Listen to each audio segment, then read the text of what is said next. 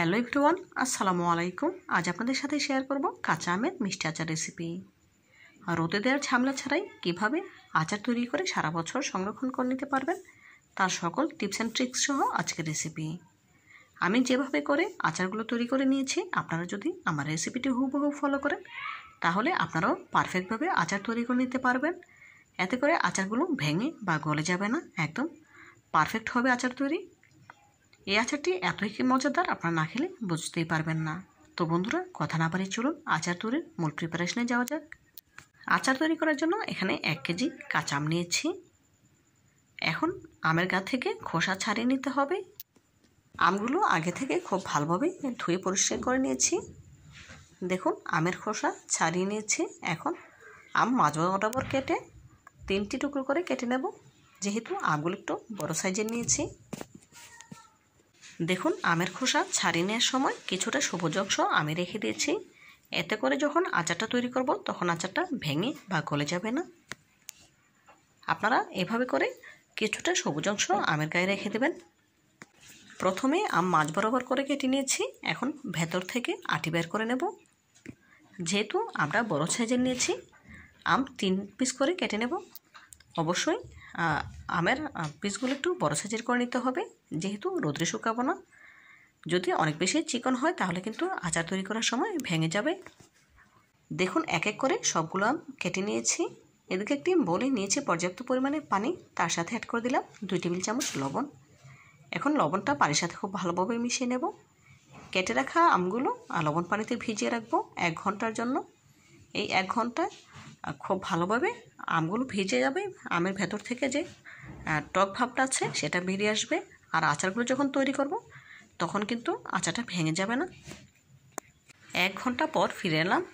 এই 1 ঘন্টায় দেখুন আমের গা থেকে টক ভাবটা অনেকটাই কেটে গিয়েছে, দেখি বুঝতে পারছেন। এখন পানি থেকে আমগুলো তুলে একটি ছড়ানো থালার উপর নিয়ে নিতে হবে। দেখুন, ছড়ানো থালার উপরে একটি পাতলা সুতি কাপড় বিছিয়ে তার উপরে এক এক করে আমগুলো ছড়িয়ে দিয়েছি। উপর থেকে একটি টিস্যুর সাহায্যে আমের গায়ে লেগে থাকা এক্সট্রা পানি মুছে নিচ্ছি। ফ্যানের বাতাসের নিচে রেখে দিয়েছিলাম 30 মিনিট। এই 30 মিনিটে আমগুলো অনেকটাই শুকনো শুকনো হয়ে গিয়েছে, দেখি বুঝতে পারছেন। এখন রান্নার জন্য সরাসরি চুলায় চলে যাব। দেখুন, সবগুলো আম একটি প্যানে তুলে নিয়েছি।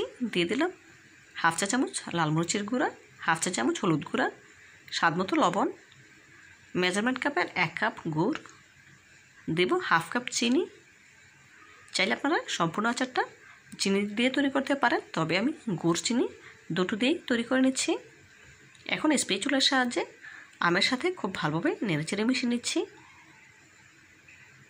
গ্যাসের ফ্লেম অন করে দিয়েছি। এই অবস্থাতে একদম লো হিটে রেখেছি গুড় চিনি গলে যাওয়ার জন্য। এই পর্যায়ে গ্যাসের ফ্লেম হাই হিটে করে দিয়েছি। দেখুন, বলক চলে এসেছে।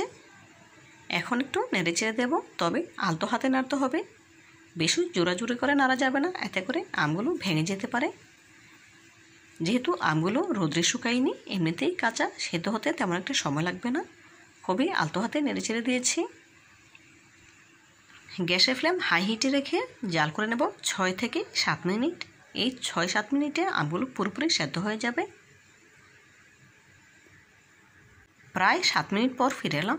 এই 7 মিনিটে আমগুলো পুরোপুরি সেদ্ধ হয়ে গিয়েছে, দেখি বুঝতে পারছেন। আমি খুবই আলতো হাতে নেড়েচেড়ে নিচ্ছি। এখন গ্যাসের ফ্লেম অফ করে দেব। যেহেতু আচারটা 2 বারে রান্না করব, এই আচারটা তৈরি করার ক্ষেত্রে অবশ্যই 2 বারে রান্না করে নিতে হবে। একবারে রান্না করলে আচারটা ভেঙে বা গলে যাবে। এখন গ্যাসের ফ্লেম অফ করে দিয়েছি। এই অবস্থাতেই রেস্টে রেখে দিয়েছি 5 ঘন্টার জন্য।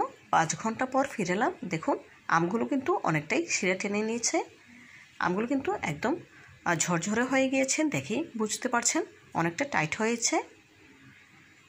এখন গ্যাসের ফ্লেম অন করে দিয়েছি। এভাবে করে রেস্টে রেখে দিলে আমগুলো ভেঙে যাওয়ার চান্স থাকে না। এখন এর সাথে অ্যাড করে দেব 1 টেবিল চামচ 5 ফোড়নের গুঁড়া। অফ ক্যামেরায় 5 ফোড়ন ভেজে গুঁড়া করে নিয়েছি।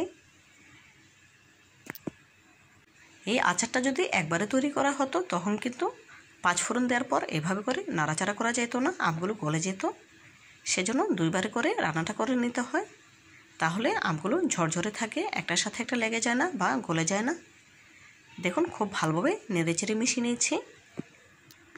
গ্যাসের ফ্লেম হাই হিটে রেখে প্রায় 5 মিনিট জাল করে নিয়েছি। দেখুন আচার কিন্তু একটাও ভেঙে বা গলে যায়নি, একদম আগলা রয়ে গিয়েছে। শিরাটা দেখুন অনেকটাই টেনে গিয়েছে। এই অবস্থাতে গ্যাসের ফ্লেম অফ করে দিতে হবে। এর থেকে বেশি ঘন করা যাবে না, তাহলে কিন্তু আচারটা যখন ঠান্ডা হবে তখন শিরাটা কিন্তু চিট হয়ে যাবে, তখন আর খেতে ভালো লাগবে না।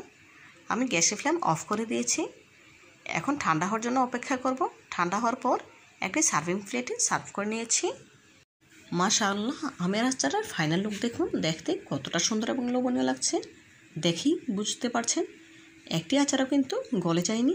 আপনারা একবার হলেও আমার রেসিপিটি ফলো করে আমের আচার তৈরি করে খেয়ে দেখবেন, ইনশাআল্লাহ অনেক বেশি ভালো লাগবে।